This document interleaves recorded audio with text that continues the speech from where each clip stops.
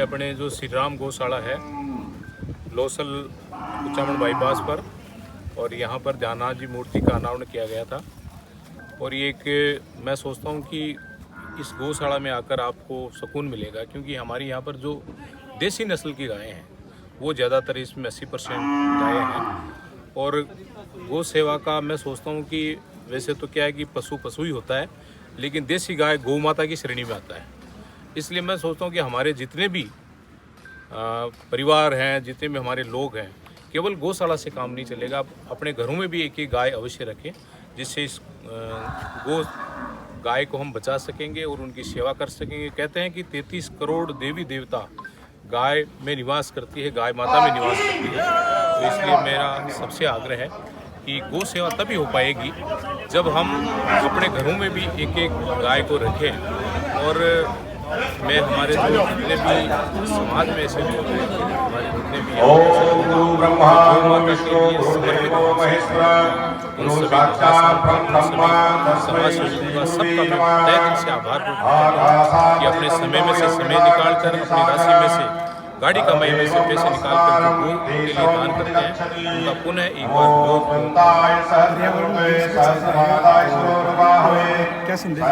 पर्यावरण विश्व पर्यावरण दिवस के अवसर पर मैं ये कहना चाहूँगा कि जिस प्रकार से आज ये ग्लोबल वार्मिंग हो रही है, जैसे मान लो कि आज हम देखते हैं कि गर्मी के दिनों में गर्मी ज़्यादा पड़ती है, ठंड के दिनों में ठंड ज़्यादा पड़ती है, बारिश कहीं कहीं ज़्यादा होती है। जो अव्यवस्था जो बनी हुई है, इसको हम पर्यावरण से जोड़ के देख सकते हैं।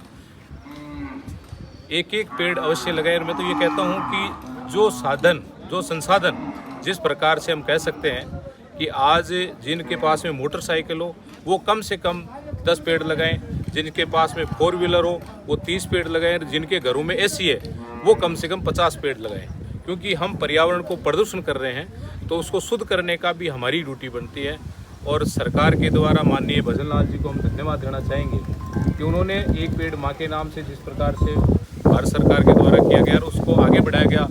7 करोड़ पेड़ हमारे पिछले साल लगे थे, अब की बार हम 10 करोड़ के करीब पेड़ लगाने का जो लक्ष्य रखा है, इससे पर्यावरण में बहुत शुद्धता आएगी। और इस अभियान को आमजन तक जोड़ने के लिए विभिन्न प्रकार के कार्यक्रम किए जा रहे हैं। तो मैं सोचता हूं कि आमजन जुड़ेगी तभी हमारा कार्यक्रम सफल होगा और तभी हम पर्यावरण को शुद्ध कर पाएंगे। बाबा जी के शुभ अवसर पर हम सब उनको प्रणाम करते हैं।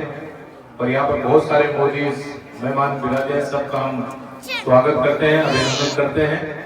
यहाँ पर आए हुए सभी साधु संत, सभी हमारे माताएं बहने, वैसे ये पवित्र स्थान है और पवित्र स्थान पर क्योंकि सब लोगों का योगदान होता है और ये गौशाला का काम है, तो गौशाला के काम के लिए या तो मेरे जो पैसे हैं या जो सरकार के पैसे हैं, आप लोगों के, मेरा उसमें कोई योगदान नहीं है। मेरा तो ये है कि आप कहते तो और वहां लगवा देते हैं। और जिस प्रकार आपने कहा कि भाई इस गौशाला में इंटरलॉक लगना चाहिए, तो मैंने ये को कह दिया था तो 10 लाख की स्वीकृति निकल गई है, और भी कोई बाकी होगा तो और करवा देंगे, ये मैं आपको विश्वास दिलाता हूँ। फिर भी इसमें कोई कमी बेसी रहेगी तो उसके लिए हम सब लोग जिम्मेदार है। मैं गोवर्धन विशेष कर ये कह सकता हूँ कि आपको जहाँ भी आवश्यकता पड़ेगी वहां में तैयार है। धन्यवाद। जय गौ माता।